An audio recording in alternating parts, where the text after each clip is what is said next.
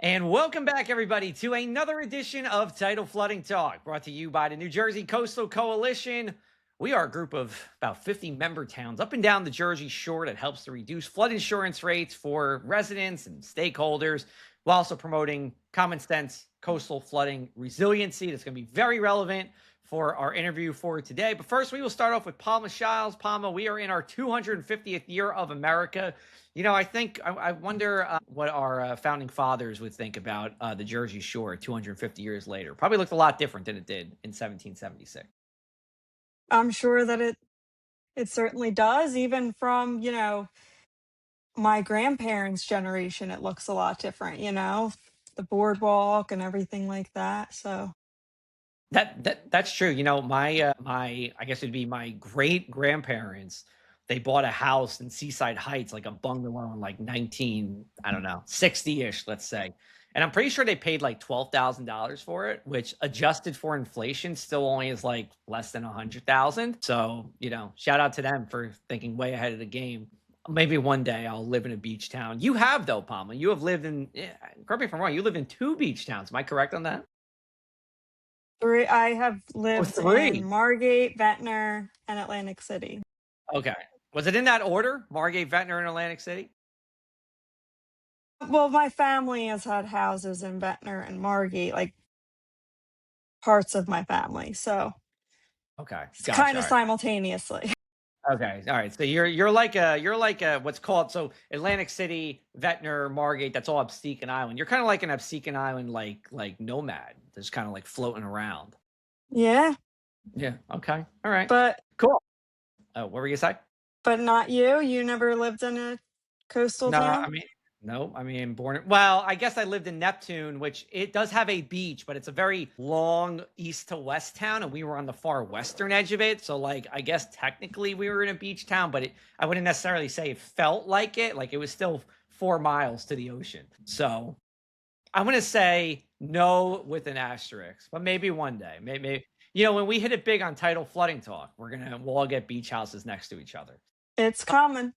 Yeah, well, look, and this kind of plays into our podcast guest for today in our episode, because as we are talking about, we both like, to some extent, living by the beach. So do a lot of people, right? But we know that there are challenges, coastal flooding and sea level rise being one of them. So for today, we are actually bringing in a guest who wrote, who did research really about this topic, people being at the shore. And then we're very pleased to welcome Dr. Wanyun Shao, Associate Professor at the Department of Geography and the Environment at the University of Alabama, to talk about social response to hydrologic hazards. Hydrologic hazards include coastal flooding and sea level rise. We actually found her through an article in Scientific American titled "Half of New York City's Population is at Risk of, quote, extreme flood damage."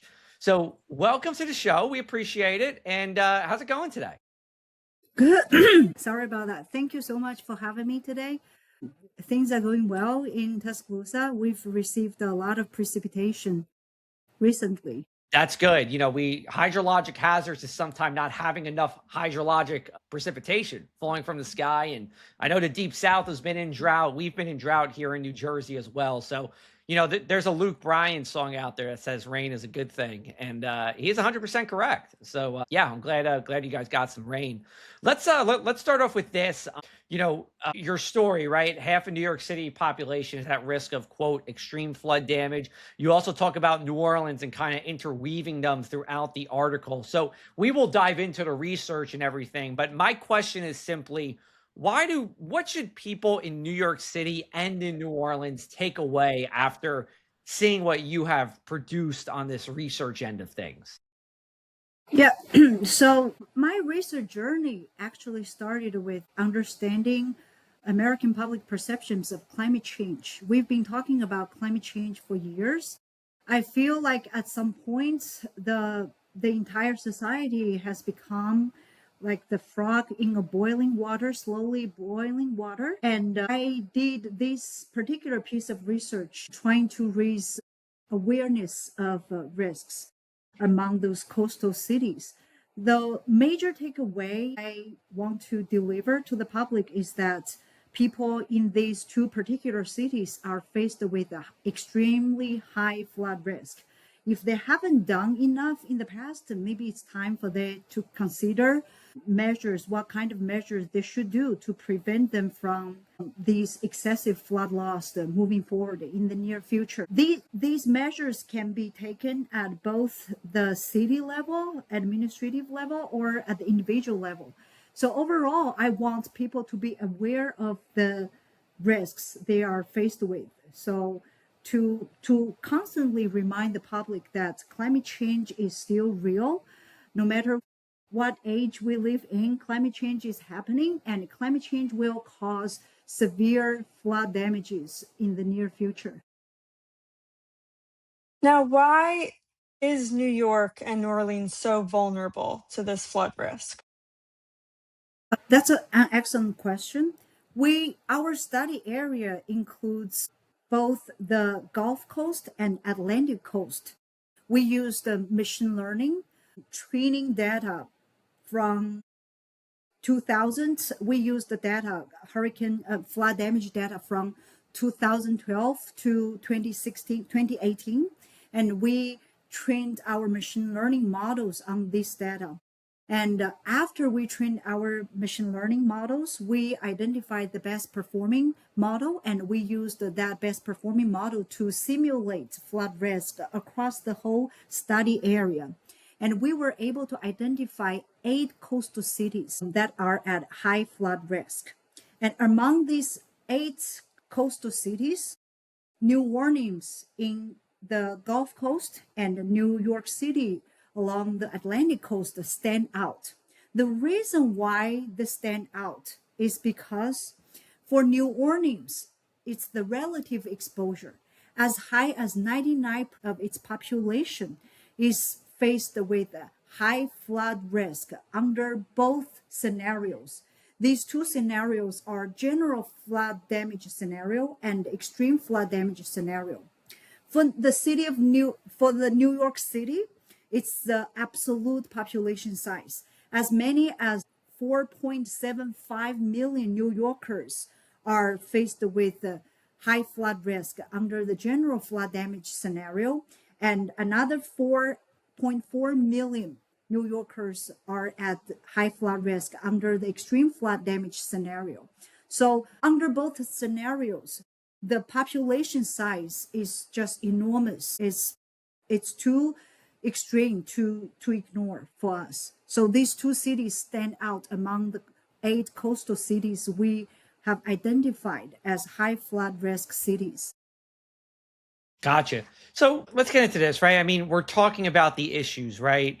But we have to be realistic that we're not going to move 4.75 million New Yorkers. And the city of New Orleans has so much heritage and culture, right? Like, and it's a city. I mean, people just aren't going to move, right? At least appreciably. So is this something where you guys research into like, hey, this is what could be done or that could be done? Or alternatively, you just have an opinion on it? That's an excellent question. So first of all, our research is about to identify, unveil those high risk cities. So it's the core of our paper is not to provide empirical evidence-backed policy prescription, so to speak. So our research, the core mission, the research goal is to unveil these high risk cities. So we were able to identify those high risk cities, and we were able to identify New Orleans and New York City in particular. But beyond that, what we can say about what needs to be done moving forward is more or less our opinion. For that, we did offer some recommendations in this study, in the paper. We recommended that gray, green, and blue infrastructures should be considered in conjunction altogether by policymakers to prevent excessive flood losses, excessive flood damages in the future. Gotcha. All right, we're going to take our first break and we'll have plenty more here on Tidal Flooding Talk. Hello and welcome back. You are watching Tidal Flooding Talk, and we are brought to you by the New Jersey Coastal Coalition. We would like to remind our viewers to create a family flood plan. Every family needs a plan. Choose a meeting place, make a contact list, and practice your evacuation route. Don't wait until the last minute to figure it out. Evacuate early and safely. A simple plan today can save lives tomorrow. All right. And we're continuing our conversation about New York and New Orleans when it comes to tidal flooding and sea level rise. And we're going to continue our conversation here. And, the research shows that poor families, older people, minority, young kids are more likely to live in those worst flood zones here. What surprised you the most about the demographics of sea level rise and flooding here in those two places? So the research, I'm sorry, can I ask for some clarification? Yeah, When you sure. refer to the research, did you mean our study or some research conducted by other Yeah, scientists? I mean, well, you wrote, many, or at least the Scientific American article said, many of the people living in the areas of those cities that are most likely to be affected by flooding already are at risk populations. Yes, because our machine learning model considered the social vulnerability. Our flood risk consists of three major components. Those three major components are flood hazard, social vulnerability, and exposure. So that information, the social vulnerability, is part of the model. So the results, the model simulated, already have that information embedded. So those socially vulnerable population are indeed at high risk, flood risk. And I have another piece of ongoing project in my research group. And once again, we have been able to identify New York City as one of the 11 cities that have the highest socially vulnerable population in the country. Gotcha. What's one thing you wish that everyone knew about flood risk, especially in these areas? What's one thing I wish people would know about the flood risk? I want them to be aware of the risk they are faced with. We have a lot of issues with the floodplain map designated by FEMA, and over again, research shows that FEMA's flood zone map does not actually capture the real flood risk. So a lot of people who are at high risk are not aware of the risk they are at. So first, I want them to be aware of the flood risk.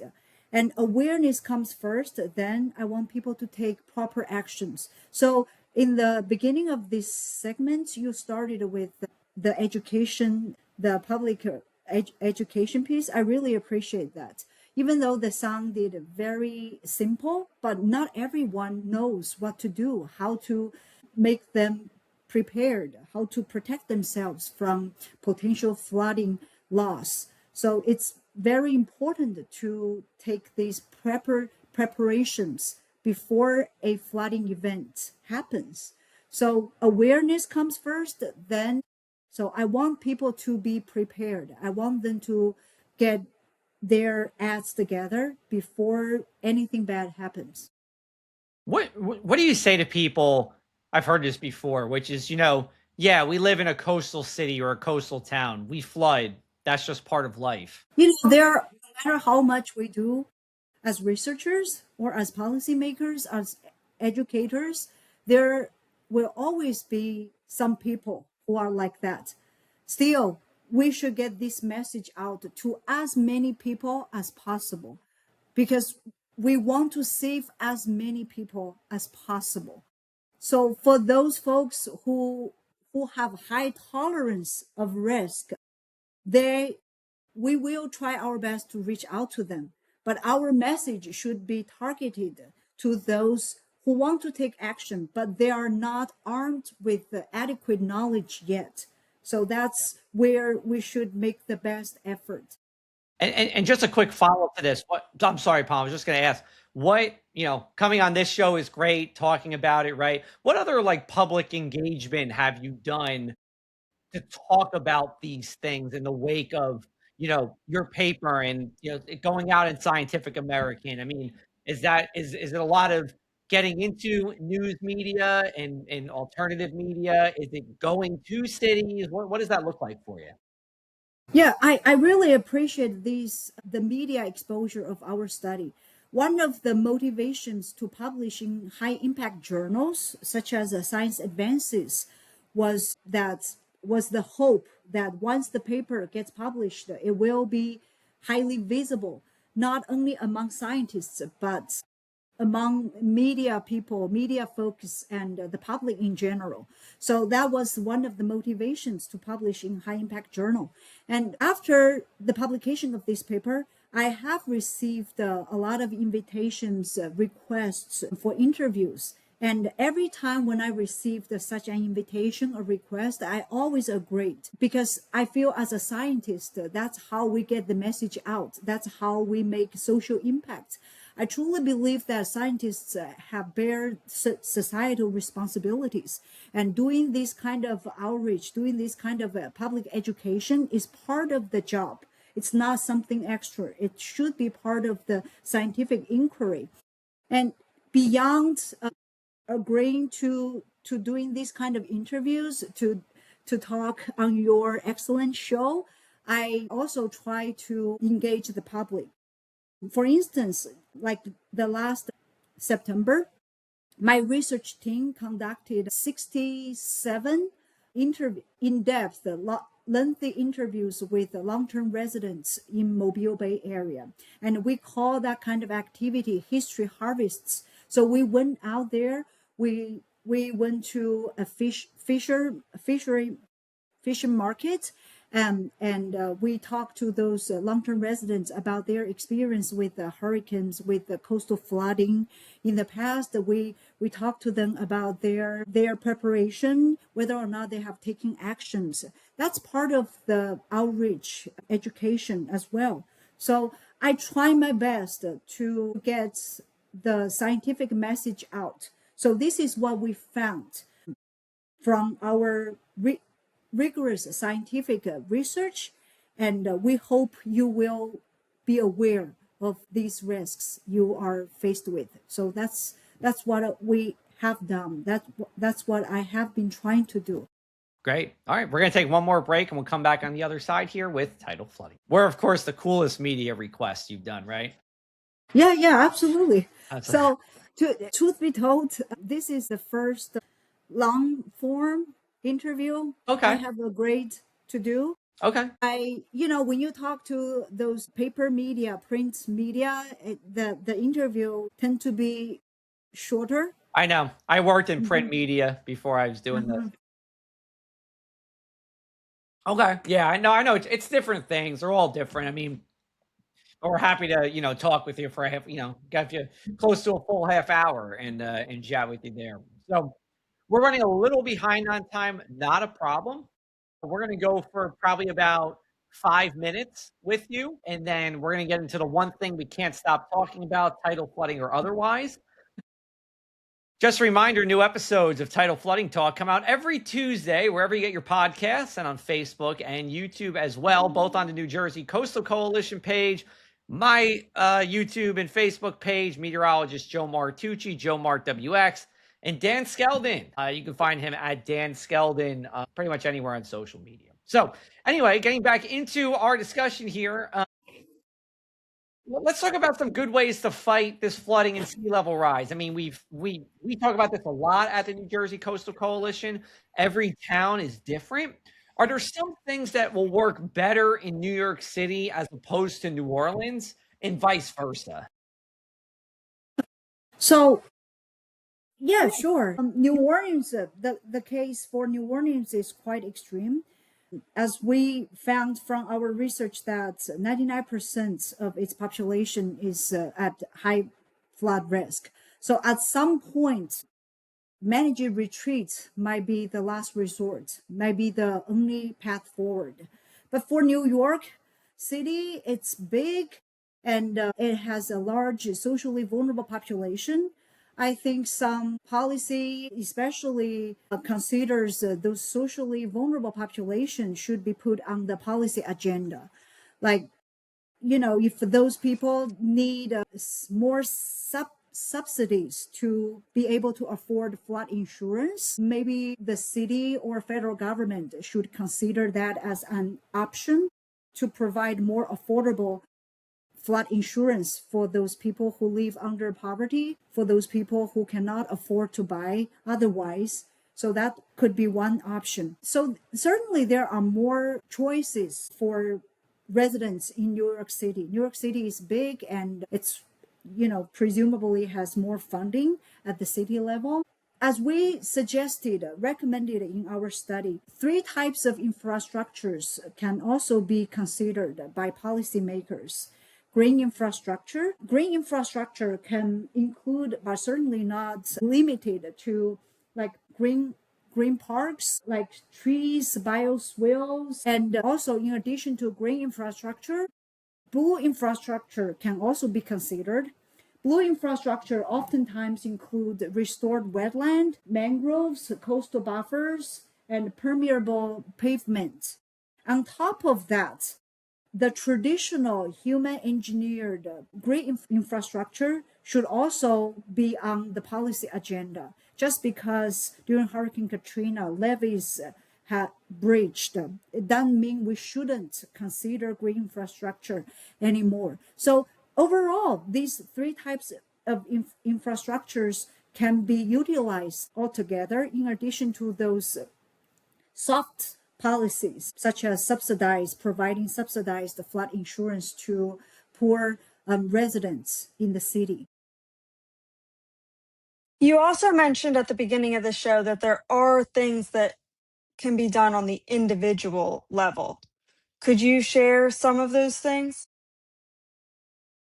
Yeah, sure. So at the individual level, immediately, since we are in hurricane season right now, people should be ready for potential hurricanes. For people who live in New Orleans, for instance, they might consider having sandbags in their house, or for those small business owners, they should have sandbags in their house and have those preparation items ready for them, and they might need to make a plan just in case another major hurricane comes. They have to evacuate where they are going to evacuate to, right? They need some family members who can help them during such event. So there are a lot of things individuals can be doing to help themselves. And buying flood insurance, once again, is an effective way to prevent excessive economic losses. All right. Well, great. Well, very good conversation. We appreciate it. We want to get into the one thing we can't stop talking about, tidal flooding or otherwise, but where can people find more of your work and what you're doing on this topic of sea level rise and coastal city vulnerability? Yeah, I have a personal website and also professional website. So do I give you Yeah, tell us. Yes, we want people to know what is the website? Yeah, my personal website is www.wanyunshao.com. Okay, wanyunshao.com. Okay, we're going on there now. And then and that's your personal website or your professional website? I'm sorry. My professional website Okay. yeah.